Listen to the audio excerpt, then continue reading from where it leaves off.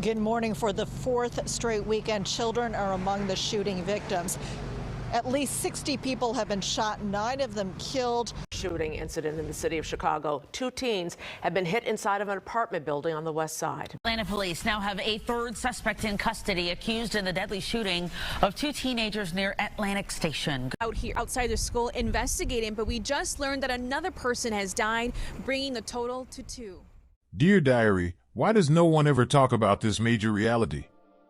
It seems like all that we get from the mainstream media are things that will cause division among the masses instead of the real genocide that's currently happening. Let's see, if I turn on the TV today, I would probably see things like abortion rights, LGBTQ rights, the Ukraine war, the US border, and let's not forget January 6th. I guess all of them have some merit in their own right, but why is nobody talking about the mass killing of Black America? It really makes me stop and think, could the scriptures actually be right? Could Black America actually be a cursed people? The Bible tells us in Deuteronomy 28 verses 15 to 16, "But it shall come to pass, if you do not obey the voice of the Lord your God, to observe carefully all his commandments and his statutes which I command you today, that all these curses will come upon you and overtake you. Cursed shall you be in the city, and cursed shall you be in the country." Verse 25, "The Lord will cause you to be defeated before your enemies. You shall go out one way against them and flee 7 ways before them, and you shall become troublesome to all the kingdoms of the earth." Verses 33 to 34, "A nation whom you have not known shall eat the fruit of your land and the produce of your labor, and you shall be only oppressed and crushed continually. So you shall be driven mad because of the sight which your eyes see." Verses 36 to 37, "The Lord will bring you and the king whom you set over you to a nation which neither you nor your fathers have known, and there you shall serve other gods, wood and stone. And you shall become an astonishment, a proverb, and a byword among all nations where the Lord will drive you." Verses 43 to 46, "The alien who is among you shall rise higher and higher above you, and you shall come down lower and lower. He shall lend to you, but you shall not lend to him. He shall be the head, and you shall be the tail. Moreover, all these curses shall come upon you and pursue and overtake you, until you are destroyed, because you did not obey the voice of the Lord your God, to keep his commandments and his statutes which he commanded you. And they shall be upon you for a sign and a wonder, and on your descendants forever." Verses 54 to 55, "The sensitive and very refined man among you will, be hostile toward his brother, toward the wife of his bosom, and toward the rest of his children whom he leaves behind, so that he will not give any of them the flesh of his children whom he will eat, because he has nothing left in the siege and desperate straits in which your enemy shall distress you at all your gates." Verses 62 to 63, "You shall be left few in number, whereas you were as the stars of heaven in multitude, because you would not obey the voice of the Lord your God. And it shall be, that just as the Lord rejoiced over you to do you good and multiply you, so the Lord will rejoice over you to destroy you and bring you to nothing, and you shall be plucked from off the land which you go to possess." Verses 65 to 68, "And among those nations you shall find no rest, nor shall the sole of your foot have a resting place, but there the Lord will give you a trembling heart, failing eyes, and anguish of soul. Your life shall hang in doubt before you, you shall fear day and night, and have no assurance of life. In the morning you shall say, Oh, that it were evening. And at evening you shall say, Oh, that it were morning, because of the fear which terrifies your heart, and because of the sight which your eyes see. And the Lord will take you back to Egypt in ships, by the way of which I said to you, you shall never see it again. And there you shall be offered for sale to your enemies as male and female slaves, but no one will buy you." I know who this sounds like to me, but I will let you make your own determination. But this seems mighty clear, which leads me to believe that perhaps Black America is actually living under the curses according to Scripture. The Bloomberg reported that, while COVID-19 drove up death rates for all Americans, the steep rise in murder was a much more dangerous plague for blacks in general. You mean if it actually wasn't the pandemic, then how come everyone is acting like this is not a problem? Statistically speaking, there are nearly 3,000 more black victims who show up dead in America from criminal violence than any other race in America, in which blacks make up 12 to 13% of the U.S. population. That is only 1/5 the size of the white population. Quite startling if I do say so. So, why are blacks killing each other at such an alarming rate, and how come the media and organized groups such as Black Lives Matter, also known as BLM, shy away from social issues such as this one? I will give you two reasons: money and population control of the black community. You see, there is no real money in fixing up the slums and hoods, and the elites know that. This is why a fake beacon of light was served to the black community during the summer of 2020 called BLM, used to rally the masses for injustice.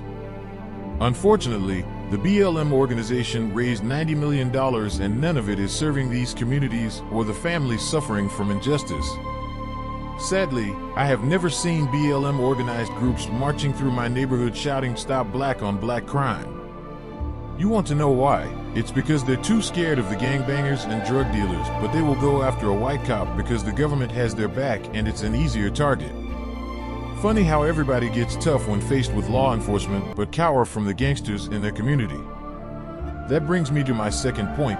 You see, the world wants you to believe black on black crime is really nothing, but it's actually another mechanism of population control to go with abortion in the community. A study was done back in 2014, and the CDC data supported the claim that out of all causes of death, homicide claimed about 40% of black lives between the ages of 15 and 34 years. This was significantly higher than the national average for males of that age group and all other racial groups. So, contrary to popular belief, a modern-day genocide is happening right underneath our noses and very quietly within a population of people who only make up 12% of the American population. How did we get here, and what is the root cause? Well, if you ask me, for starters, the removal of the father in the home is the main cause.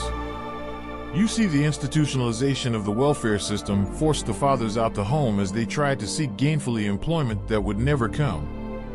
This resulted in poverty setting into these black communities, in which the only thought of gaining some income was to hit the streets for fast money. This fast money came from guns and drugs that was deployed into the community with no end in sight, allowing for young boys to look for a sense of belonging, and that's where gangs came about, which also led to gang violence over certain territories. Thus, removing young men from the home due to death or incarceration and leaving their women to fend for themselves. This started a strong feminist movement within the black community, where women were left to raise a boy into a man when this should have never been the case. Women who now today say they don't need a man to raise a child because they themselves also never had a father in their lives. Studies have already shown that children do better with both parents in the home. Parents can ensure stability by providing strong bonds, consistent discipline, unconditional love, and a safe environment. The key word here is stability. I would say another factor leading to all this black on black violence is the modern hip-hop music that is deeply rooted into our communities. Think about it. These thug rappers who talk about being public enemy number one are today lifted up as some kind of heroes or idols throughout the community. Gangsta rappers have been indoctrinating our young youth with their styles, values, and their own immaturity for years. Because truth be told, these community rappers were recruited by the corrupt entertainment industry simply because these same people were already thugging, killing, and selling drugs to their own people. It's quite sad, but this is what grown adults allow their kids to listen to today. I am sure there are many other factors, so trust me, I will save those for future videos. Look, the bottom line is we are here, and no politician campaigning for your vote, including the black ones already elected, have any plans towards fixing the problem. And unless fathers and even older brothers start becoming better role models and take their place as leaders within the family, this will lead to the further demise of a great people. Here are my final thoughts. The phrase, "it takes a village to raise a child," originates from an African proverb and conveys the message that it takes many people, the village, to provide a safe, healthy environment for children, where children are given the security they need to develop and flourish, and to be able to realize their hopes and dreams. This requires an environment where children's voices are taken seriously, too, and where multiple people, the villagers, including parents, siblings, extended family members, neighbors, teachers, professionals, community members, and policymakers, care for a child. All these villagers may provide direct care to the children and/or support the parent in looking after their children. I know what you're thinking. This all sounds good by me saying it, but in fact its meaning should hold true. It takes all of us. Train up a child in the way he should go, and when he is old he will not depart from it. That's Proverbs 22 verse 6. In doing so, men, we should be a father to every child and build up a black community that thrives off respect for one another instead of senseless violence that robs young innocents of their precious life. Either way, I hope this message brought some clarity, so please like this video, share this video, and subscribe to the channel so that I can continue to bring you more real content of this unseen truth. And as always, thanks for watching.